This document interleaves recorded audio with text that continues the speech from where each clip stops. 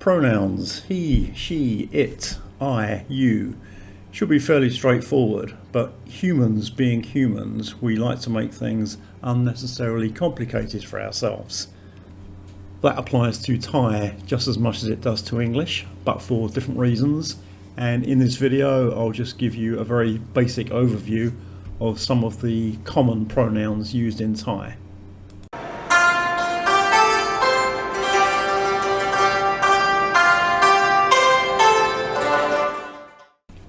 In Western countries now, as part of the woke politically correct movement, there are some people that believe that gender has nothing to do with biology. They believe it's a social construct and everyone has the right to choose their own gender. They believe that there's more than two genders. In fact, they've created a huge list, and in the case of gender fluid people, some people can change their gender as and when they want. In addition to creating new genders, they've also created new pronouns, which they expect other people to use when talking to them or about them. As you may have guessed from the tone of my voice, this is something that I find completely nonsensical, but this is the world that we now live in.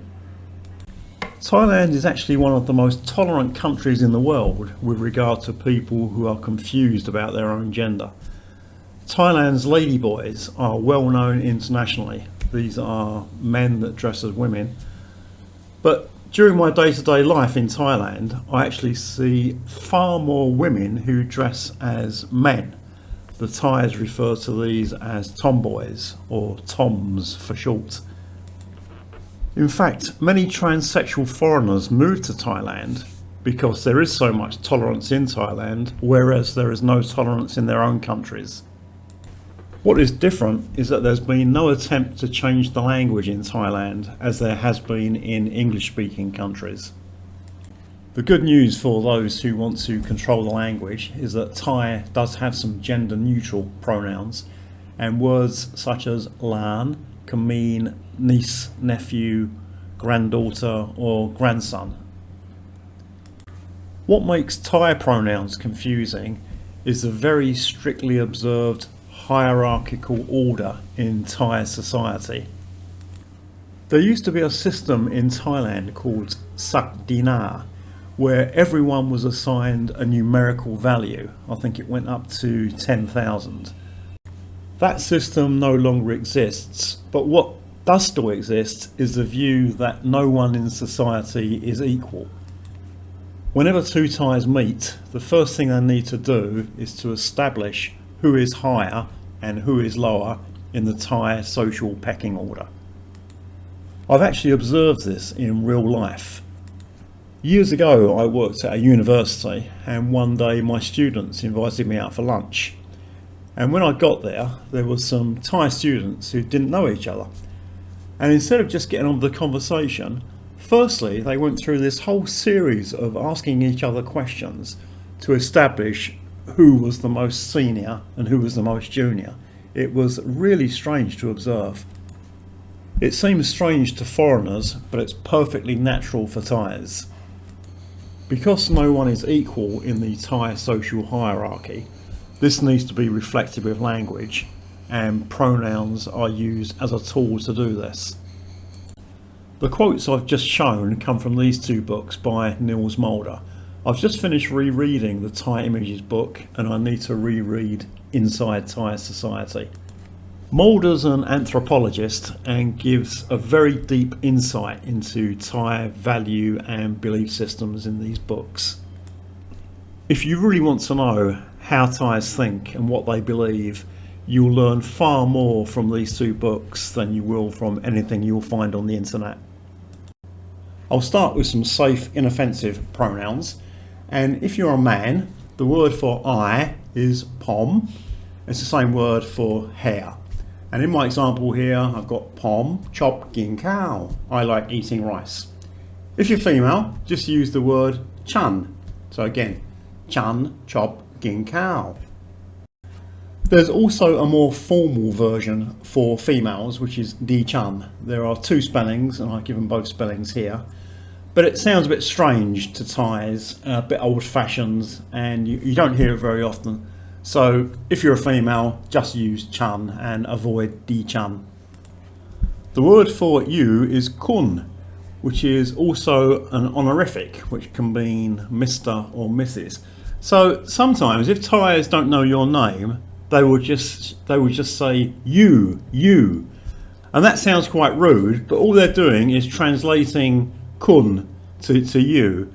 But that can also mean Mr. So what they're really trying to say is Mr., which isn't rude, but it comes across as a bit rude in English because they just keep saying you. These pronouns are offensive and definitely not safe to use. I'm including them to try to make this video more complete, but I certainly don't recommend using them. And if you do use them, you can get into quite a lot of trouble. Gu and mung for I and you are quite old-fashioned and these days are regarded as being quite coarse. You do hear them used by certain types of men, and there was a Thai Prime Minister a few years ago who liked to use these terms, and in doing so he upset a lot of people. E directed towards females and I directed towards males are very offensive and certainly shouldn't be used under any circumstances. If you want to offend someone in English, you use you and then an offensive word. With Thai, they just change the pronoun to an offensive pronoun. These are the most offensive pronouns of all, and if you use these, you're going to get into a lot of trouble. I should also add that a lot of the time Thais don't use pronouns. If you're going somewhere, someone might ask you, "Bai nai?" Go where? And there's no pronoun in that question. And sometimes it's confusing when they don't use pronouns, but most of the time, because there's context, you do understand the question, even though there are no pronouns used. Pi and nong are very, very common. These mean older and younger. But there's actually more meaning to that, which I'll describe in a few minutes. And P is the pronoun that I use for I when I talk to my wife, and that's quite common with couples. And most of my wife's friends are older than her, so all of them will be prefixed with P.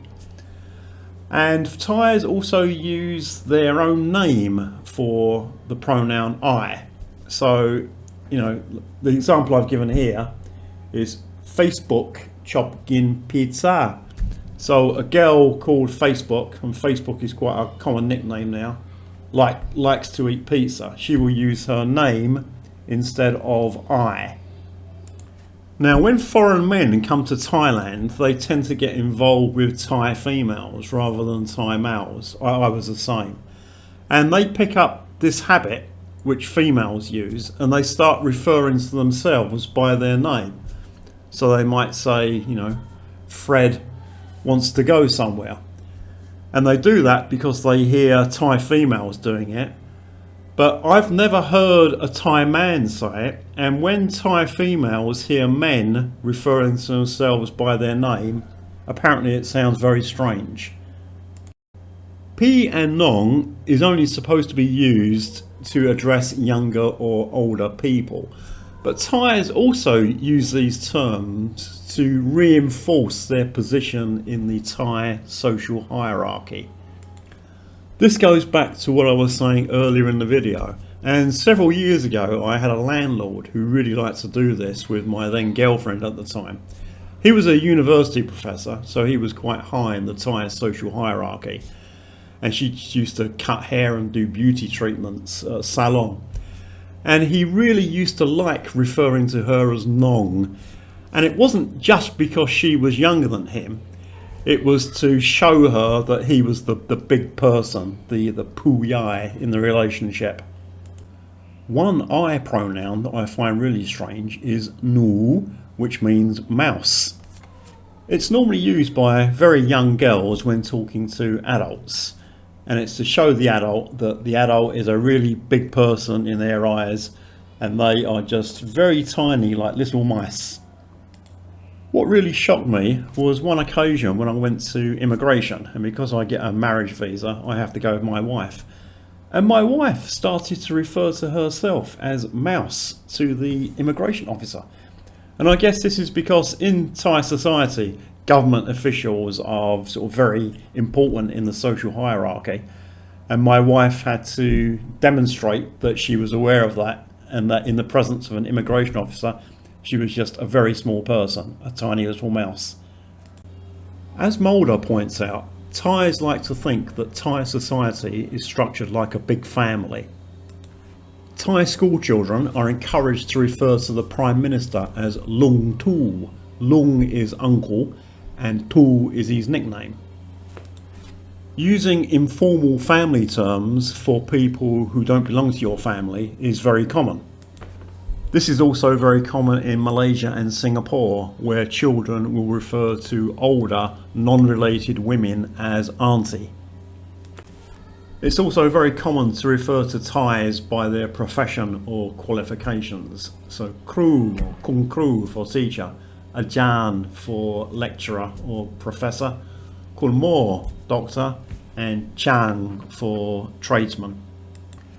With Thais being so obsessed with hierarchy and status, if someone works hard for several years to get to the level of university lecturer, Ajan, and you just refer to them as Kun, they can get a bit upset.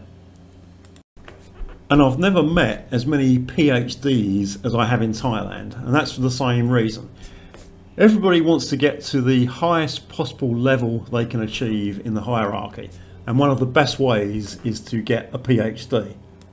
So there's a lot of people studying for PhDs, and there's also, as Mulder points out, a big thesis writing industry, whereby if you're rich enough you can get someone else to write your thesis so that then you can get a PhD and use the Thai letters Do Ro before your name. That just translates basically to the English DR, which means doctor, but not a medical doctor. It's a huge subject, much too big to cover in just a 12-minute video, but if you have any comments or questions, please leave them below. I'll try to answer them. If I can't answer them, I'll try to find one of my Thai contacts who can give you the answer. And thank you for watching.